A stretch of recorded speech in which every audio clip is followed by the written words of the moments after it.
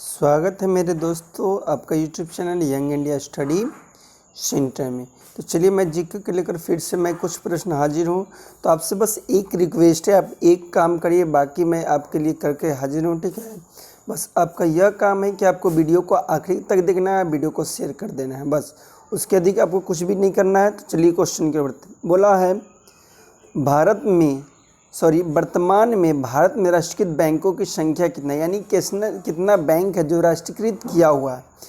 तो बताइए कि कितना बैंक है जो राष्ट्रीयकृत किया हुआ है। तो अभी वर्तमान में 20 गो बैंक है, बैंक की संख्या 20 है जो क्या है, राष्ट्रीयकृत बैंकों की संख्या में शामिल है। चलिए ये रहा दूसरा प्रश्न। प्रश्न है बहुत ही सिंपल सा प्रश्न है। स्विट्जरलैंड का उपनाम क्या है। बोल रहा है कि जो स्विट्जरलैंड है उसका उपनाम क्या है और किस नाम से स्विट्जरलैंड को हम लोग जानते हैं। क्या पहला ऑप्शन है playground of Europe, playground of Asia, playground of Africa या प्लेग्राउंड ऑफ अमेरिका। तो स्विट्जरलैंड का क्या नाम है बताइए। तो नाम है प्लेग्राउंड ऑफ यूरोप, ठीक है ना। स्विट्जरलैंड का जो उपनाम है, दूसरा जो नाम है एक और क्या है, प्लेग्राउंड ऑफ यूरोप। क्लियर। चलिए ये रहा नेक्स्ट प्रश्न।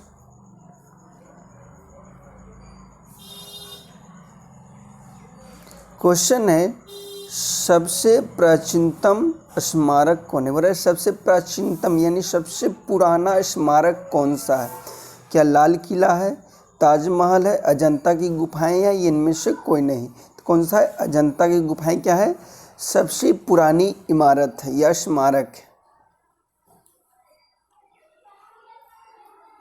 ये रहा प्रश्न। क्वेश्चन है सार्क का पहला अध्यक्ष कौन है। बोले जो सार्क है उसका पहला अध्यक्ष कौन थे, ये बताना है। जो सार्क है उनका पहला अध्यक्ष कौन थे। क्या केसी शिवन थे, एपीजे अब्दुल कलाम थे, विनोद भावे थे या एच.एम. इरशाद थे। तो कौन थे, एच.एम. इरशाद। क्लियर ना, कौन थे, एच.एम. इरशाद। सार्क का पहला अध्यक्ष कौन थे, एच.एम. इरशाद। ये रहा नेक्स्ट प्रश्न।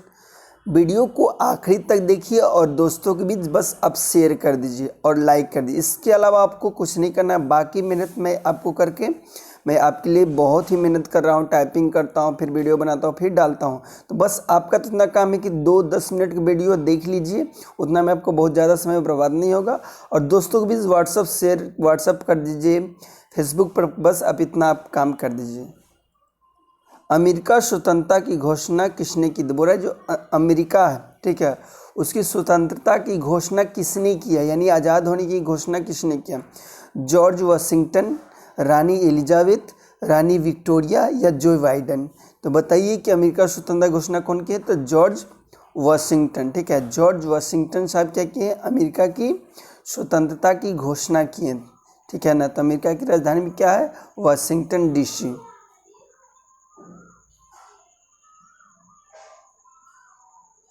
चलिए नेक्स्ट प्रश्न ये रहा, प्राचीन ओलंपिक खेल कहाँ आरंभ हुआ था। बोला जो प्राचीन जो ओलंपिक खेल था वो कहाँ शुरू हुआ था। क्या रूस में हुआ था, चीन में हुआ था, ग्रीस में हुआ था या भारत में हुआ था। तो कहाँ हुआ था, ग्रीस में हुआ था, ठीक है। प्राचीन ओलंपिक खेल कहाँ शुरू हुआ था, ग्रीस में। चलिए ये रहा नेक्स्ट प्रश्न, ध्यान दीजिए और पढ़िए।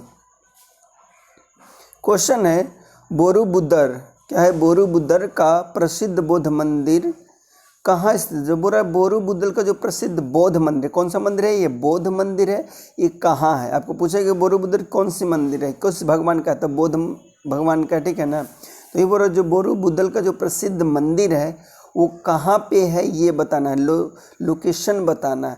क्या अमेरिका के वाशिंगटन में, चीन की बीजिंग में, जावा के इंडोनेशिया में या भारत में है। तो कहाँ है, जावा के इंडोनेशिया यानी जावा में है, ठीक। क्लियर ना, कहाँ है, बोरोबुदर का प्रसिद्ध जो बौद्ध मंदिर कहाँ है, जावा में, या जावा कहाँ है, इंडोनेशिया में। चलिए बहुत ही सिंपल और सरल प्रश्न है। क्वेश्चन है कर्क रेखा भारत के कितने राज्यों से होकर गुजरती है। बोले जो कर्क रेखा है जो भारत हमारा, उनमें से कितने राज्यों से होकर गुजरती है। तो कितने राज्यों से होकर गुजरती, तो मात्र 8 राज्यों से होकर हमारे देश में कर्क रेखा गुजरती है।